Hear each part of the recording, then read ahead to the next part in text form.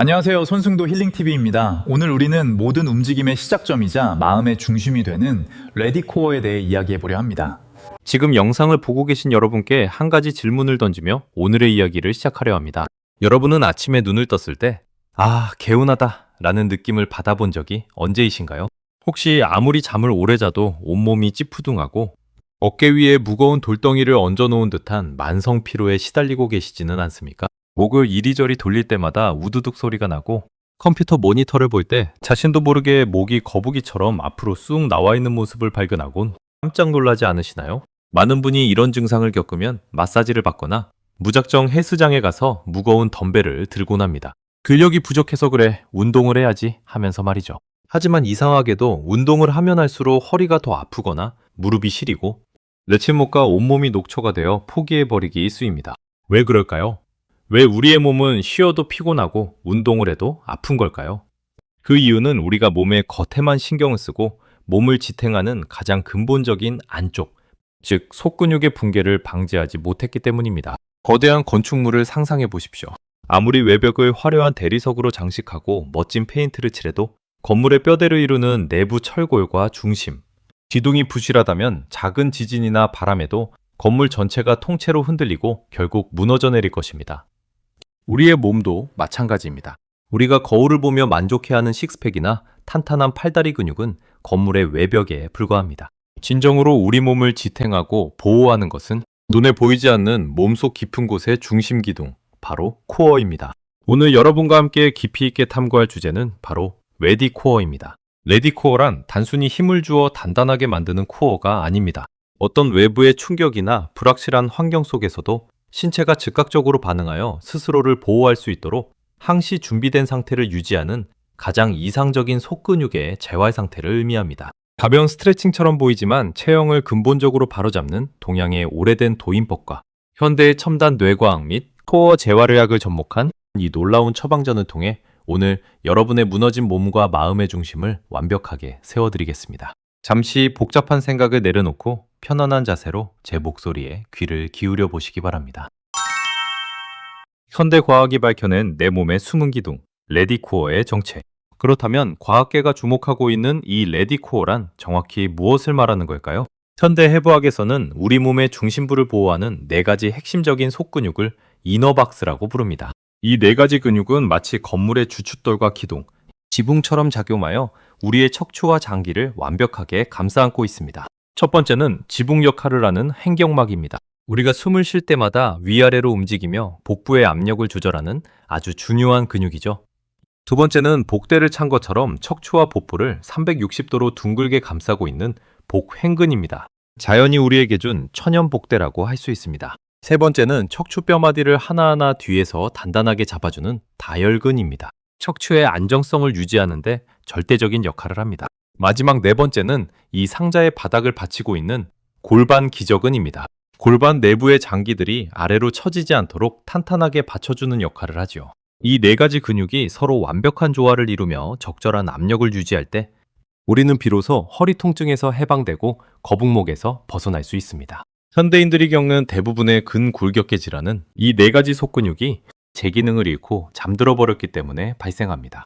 예를 들어 우리가 의자에 장시간 웅크리고 앉아 컴퓨터를 할 때 어떤 일이 일어나는지 시각화해 보겠습니다. 웅크린 자세는 행경막을 압박하여 호흡을 얕게 만듭니다.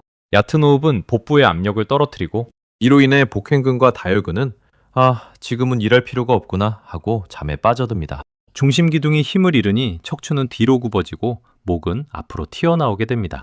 이때 우리 몸은 쓰러지지 않기 위해 어깨와 목 주변의 겉근육을 과도하게 수축시켜 억지로 버티기 시작합니다. 이 상태가 지속되면 어깨는 딱딱하게 굳고 두통이 찾아오며 아무리 마사지를 받아도 돌아서면 다시 아픈 악순환이 반복되는 것입니다.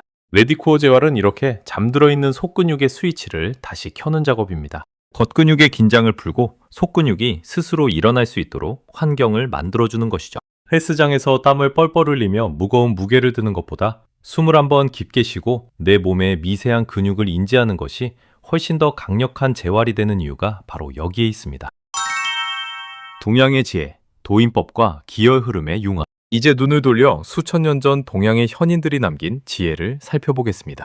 동양의학의 고전인 황제내경에는 도인법이라는 독창적인 양생술이 기록되어 있습니다. 도인이란 피와 기운의 흐름을 인도하고 몸을 늘려 스트레칭한다는 뜻을 담고 있습니다. 즉, 마음의 집중을 통해 몸 안의 에너지를 다스리고 외적인 부드러운 움직임을 통해 신체의 막힌 곳을 뚫어주는 전통적인 신체 치유법입니다. 도인법에서 가장 중요하게 여겼던 신체 부위가 어디일까요? 바로 우리 몸의 중심인 단전입니다. 흥미롭게도 동양 철학에서 말하는 이 단전의 위치는 현대의학이 규명한 레디코어의 중심부와 정확히 일치합니다. 선조들은 배꼽 아래 세 손가락 마디쯤에 위치한 하단전에 온 우주의 생명 에너지가 모인다고 믿었습니다. 이곳이 단단하고 중심이 잡혀 있어야 수승화강이, 즉 차가운 기운은 위로 올라가 머리를 맑게 하고 뜨거운 기운은 아래로 내려와 복부와 장기를 따뜻하게 만드는 건강한 생리현상이 일어난다고 보았습니다. 그러나 현대인들의 상태는 어떠합니까? 스트레스와 잘못된 자세로 인해 하단전의 에너지는 완전히 고갈되었고 기운이 위로만 치밀어 오르는 상기 현상을 겪고 있습니다. 머리는 터질 듯이 뜨겁고 눈은 충혈되며 정작 몸의 중심인 복부와 골반은 차디차게 식어 있는 것이죠. 이는 앞서 말씀드린 현대의학의 얕은 호흡과 코어 붕괴의 상태와 완벽하게 맥을 같이 합니다. 도인법은 격렬하게 몸을 움직여 근육을 찢는 운동이 아닙니다. 마치 흐르는 물처럼 부드럽고 부는 바람처럼 자연스러운 움직임을 통해 내면의 흐름을 바꿉니다. 손끝 하나를 움직이더라도 그 움직임이 손에서 시작되는 것이 아니라 몸의 중심인 단전, 즉 레디코어에서부터 뻗어나간다고 상상하며 움직이는 것입니다.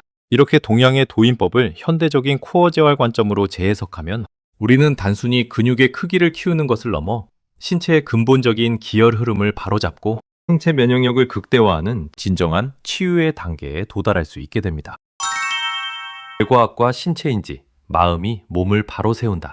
우리가 몸의 중심을 바꾸기 위해 반드시 거쳐야 할 관문이 하나 더 있습니다. 바로 우리의 뇌입니다. 최신 뇌과학 연구에 따르면 우리의 뇌 속에는 온몸의 감각과 지도를 담당하는 체성감각, 피질이라는 영역이 존재합니다. 뇌는 이 지도를 바탕으로 우리 몸의 각 부위가 어디에 있고 어떤 상태인지를 파악하여 명령을 내립니다.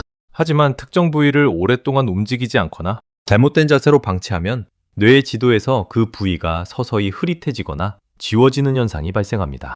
이를 뇌과학에서는 감각운동 기억상실증이라고 부릅니다. 매일 모니터 앞에 굳어있는 직장인들의 뇌 속에서는 허리나 복부 속 근육에 대한 지도가 완전히 지워져 있는 상태와 같습니다. 뇌가 속근육의 존재를 인지하지 못하니 움직이라는 명령조차 내릴 수 없게 된 것이죠. 아무리 허리를 곧게 펴려고 노력해도 금방 자세가 무너지는 것은 여러분의 의지가 부족해서가 아니라 뇌가 중심 근육을 부르는 방법을 잊어버렸기 때문입니다. 뇌가 인지하지 못하는 근육은 존재하지 않는 근육과 같습니다. 치료의 시작은 힘을 주는 것이 아니라 그곳에 근육이 있음을 깨닫는 것입니다. 레디코어 재활의 핵심은 바로 이 뇌의 지도를 다시 선명하게 그리는 신체인지 작업입니다.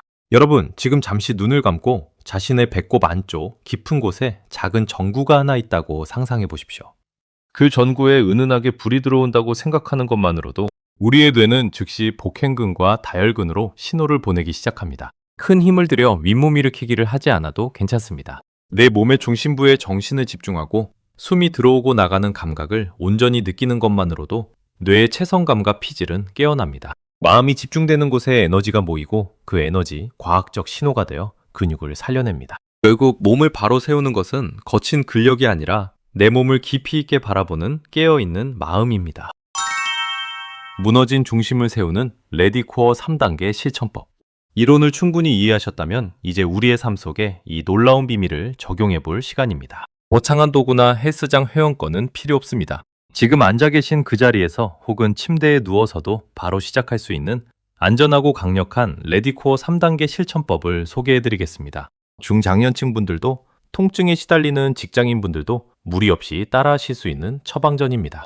1단계, 횡격막을 깨우는 풍선호흡법. 가장 먼저 우리 몸의 지붕인 횡격막을 살려내야 합니다. 방법, 편안하게 앉거나 누운 상태에서 한 손은 가슴 위에, 다른 한 손은 배꼽 위에 얹습니다. 코로 숨을 천천히 들이쉬면서 가슴은 움직이지 않고 배가 사방으로 둥글게 부풀어 오른다고 상상합니다. 마치 내 복부 안에 커다란 풍선이 들어있고 그 풍선이 앞, 뒤, 옆구리까지 골고루 부풀어 오르는 느낌입니다. 주의, 숨을 내쉴 때는 입을 가볍게 벌려 하 하고 소리를 내며 온몸의 긴장을 풀고 배가 자연스럽게 바닥이나 척추 쪽으로 내려가게 합니다. 이 호흡을 5분간 반복합니다. 이 간단한 과정이 횡격막을 아래 위로 움직이게 하여 복부 내부의 압력을 정상화하고 속근육을 깨우는 첫 단추가 됩니다. 2단계, 단전을 인지하는 도인 골반 경사 운동. 호흡이 안정되었다면 이제 골반과 척추의 미세한 움직임을 통해 뇌의 지도를 깨울 차례입니다. 동양의 도인법에서 말하는 골반의 기운을 다스리는 동작입니다. 방법, 등을 바닥에 대고 누워 무릎을 가볍게 구부립니다. 숨을 코로 깊게 들이마시고 내쉬는 숨에 허리 뒤쪽과 바닥 사이에 있는 빈 공간을 메우듯이 허리로 바닥을 넌지시 누릅니다. 이때 엉덩이를 번쩍 드는 것이 아니라 골반을 가슴 쪽으로 살짝 회전시킨다는 느낌으로 아주 미세하게 움직여야 합니다.